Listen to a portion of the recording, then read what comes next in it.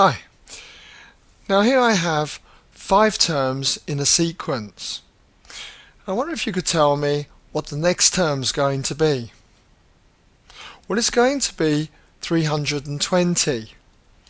And the next term after that is going to be 640. But why is that? Well, you should have seen that we're multiplying each term by a constant value, and in this example we're multiplying each term by 2 all the way along. Here's another example for you. In this example, what are we now multiplying each term by? Well, we're multiplying each term by minus a half. 48 times minus a half is going to give me that minus 24. And if I multiply minus 24 by minus half, you get 12, and so on. So the next term in the sequence will be 3, and the one after will be minus 1.5, and so on. Okay? Now, when we get sequences like this, where we multiply each term by a constant value, they're called geometric progressions or geometric sequences.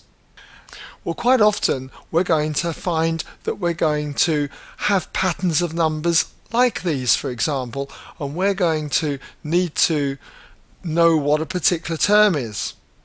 I mean, it's all very well seeing here that the third term in this sequence is 40 and the fifth term is 160, but suppose you wanted the 100th term.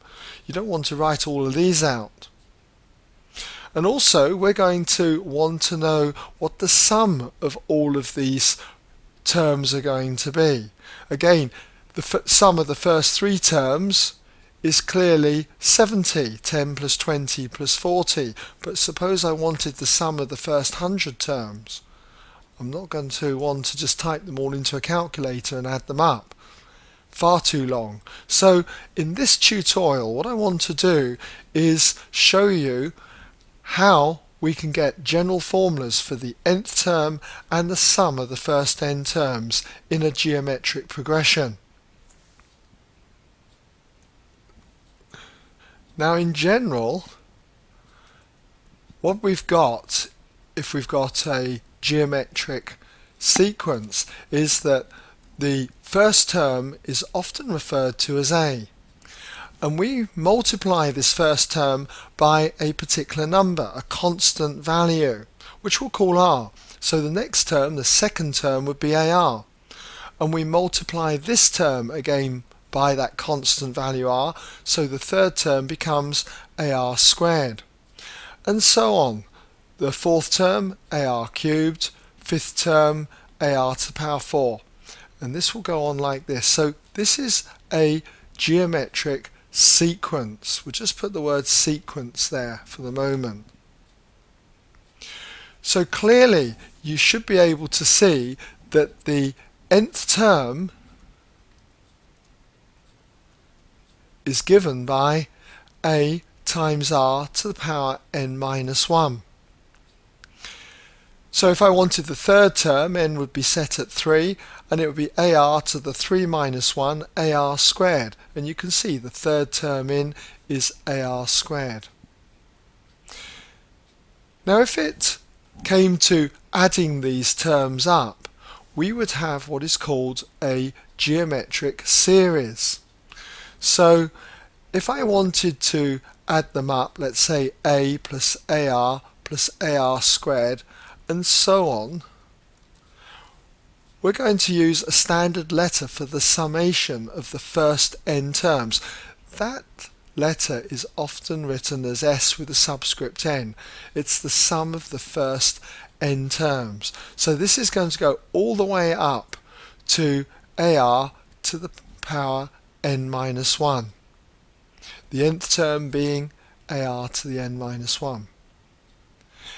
And it can be shown that the sum of the first n terms in a geometric progression is given by this formula, a bracket r to the power n minus 1 all divided by r minus 1. Mind you, some people prefer to use another formula rather than this one. If we multiply top and bottom by -1, you end up with a times, and we can switch the terms in this top bracket around and get 1 minus r to the power n, and we switch the terms around the bottom, because if we multiply this by -1 we get minus r plus 1, which we prefer to write as 1 minus r. They'll both give you exactly the same answer. So it doesn't matter which formula you use, but we tend to use this one when our common ratio, the multiplying number, tends to be more than 1, and it's a good idea to use this one when r is less than 1. But as I say, it doesn't matter which one you use, just generally. Now, I'd like to just do you a quick example on using these two formulas.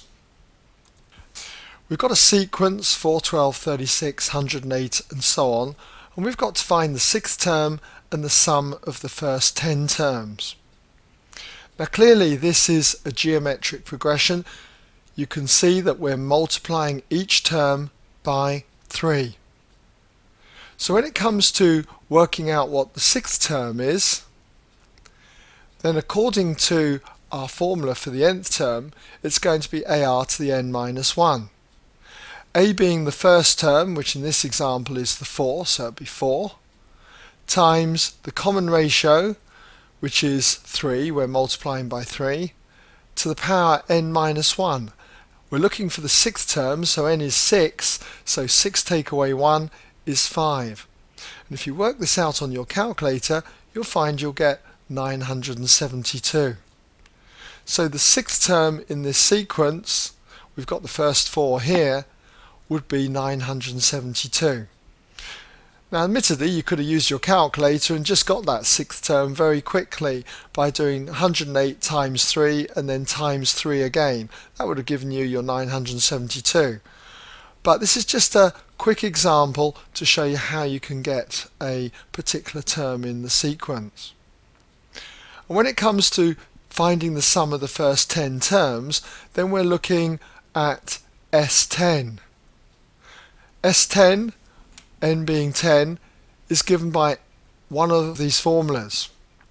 So I'm going to take this one here because the common ratio is 3 and it's more than 1. But you could try the same with this formula and it will still work. So for S10 it will be a, which is the 4, times the common ratio 3 to the power n, 3 to the power 10 in this case, take 1, and then it's divided by r minus 1, 3 take away 1. Work that out on your calculator and what you should find you get is that it comes to 118,096. Okay? Well, that's just a very brief introduction to the geometric progression or geometric sequence, and I would certainly encourage you to look at the examples which follow because they take this a bit further, but still we're using these formulas. Okay, well that brings us to the end of this particular tutorial.